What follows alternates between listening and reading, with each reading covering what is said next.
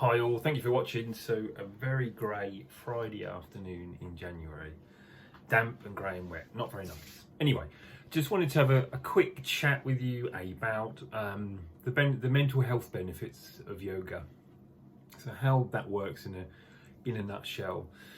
Coming along to a yoga session and being instructed and guided through a series of postures that help to build strength, stability, flexibility, and whilst we're doing that, working all of that tension out of the body, or at least some of it anyway.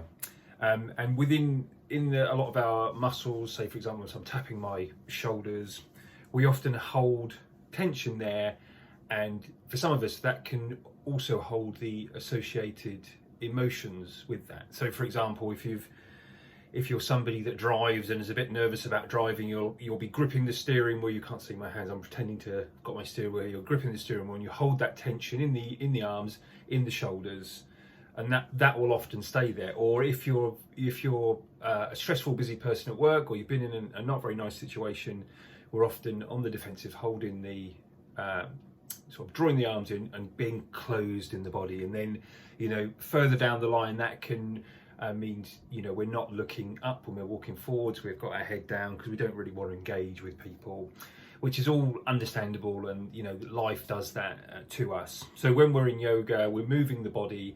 I'm asking you to focus on your breathing, and we're helping to get some of that tension out. And so whenever you're going to come to a yoga session, you're always going to feel better at the end of the session than you did at the start of the session. And it also helps us to, with the cues that I give around, this is what you're doing with your body. So you're going to lift up your right arm, and as you lift the arm up, you're inhaling as you do that. So as you're doing that, your mind is working on the movement of the arm. Okay, I'm moving my arm, and it's also focusing on the breath going with the movement of the arm. So having those two things in combination means that for that hour of yoga, not a lot of other things can come in, which is great. It gives you a bit of a reprieve, but also as well, by doing that, and by me giving you cues in the class, if you come to a class or if you've been to a class, you might hear me say, we're going through a movement, and I might say, just notice where your attention is at the moment. Are you focusing on your movement in the body? Are you focusing on the breath and your inhale with the movement, or your breath out with the movement? Or are you thinking about something else? And it might be that I mention that and you automatically start to think about the shopping list or the meeting at work tomorrow or something that you haven't done at home. And I'll often say with that, I'll say, you don't need to do anything with that. You're just noticing where your thoughts and attention are.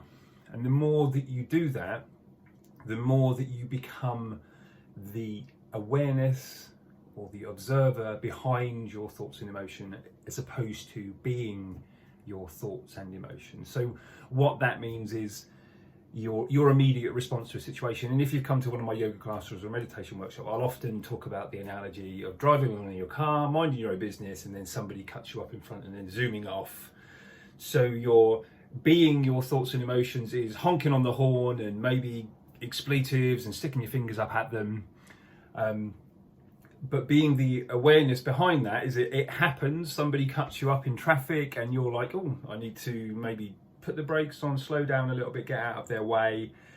And you won't think anything more of it than that, because it's happened, it's done. You don't need to worry about putting your energy into shouting and screaming and maybe trying to catch them up or do something back. And you might even think, I hope they're okay, I wonder what's going on in their life.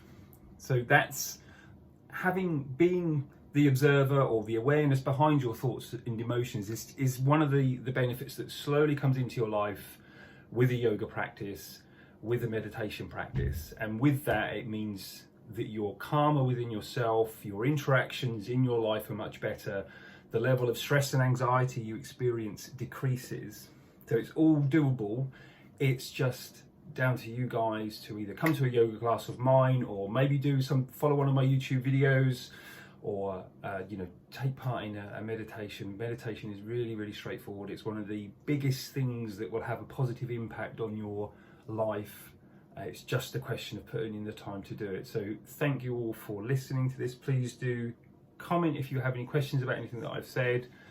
please do look me up on East Suffolk Yoga or yogawithin.com. Come along to a class. See you soon. Namaste.